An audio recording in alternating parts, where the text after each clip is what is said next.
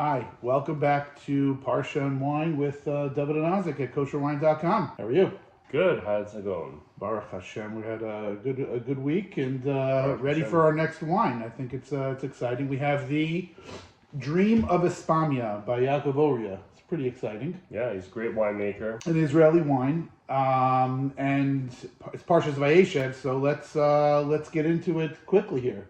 Tell us. Parshas Isaac. Vayeshev, obviously, Dream of Espamia. Espamia, by the way, in Hebrew is Spain. I had to look that up because I thought Spain was Sfard, but it's another term for Spain in Hebrew. But we're going to concentrate on the dream aspect of this wine and how that relates to this week's Parsha. This week's Parsha, obviously, we know is Yosef. We're really introduced to Yosef now, who starts to become the main focus of the storyline. And Yosef is, obviously, as we know, is a dreamer.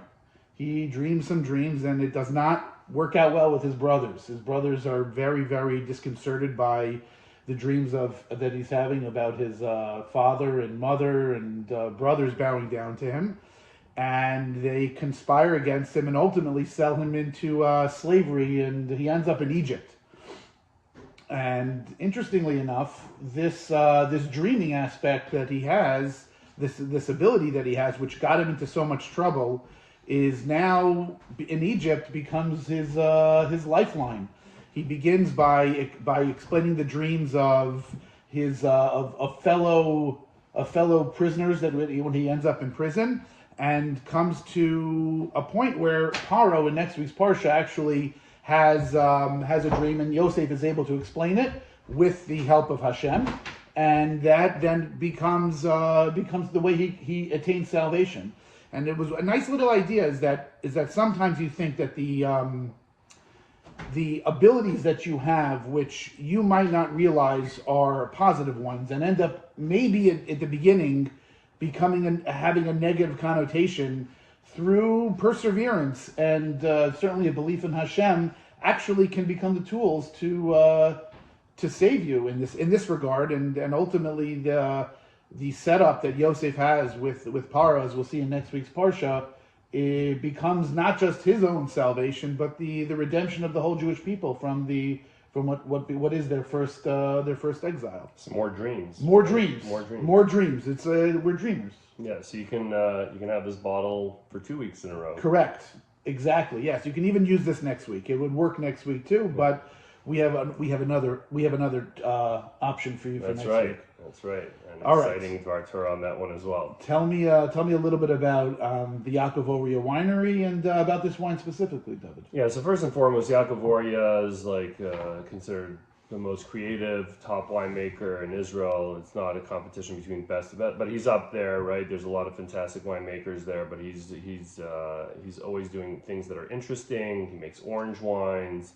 He blends interesting varietals together.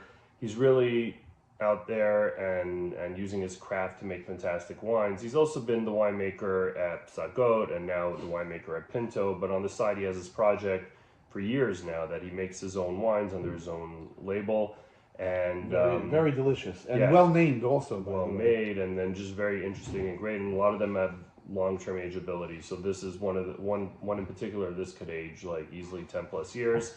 Here we have the 2021, so it's only 4 years old. And as you mentioned, Espamia is Spain, so this is a Rioja varietal. A Rioja varietal. A blend, yeah. So there's Tempranillo, there's Grenache, there's Carignan, and but it's all Israeli. It's all Israeli. All made in Israel, but these varietals are, I don't know necessarily indigenous, but they're prominent and they're really associated with Spain. What are you getting on the nose there? On the nose, I'm getting some tobacco. I'm getting some like dried fruit, almost like fruit leather. Okay, I get a little bit of a craisin. Yeah. So in that family, right? Like those dried fruits, and then also like a bit of baking spice, maybe some cedar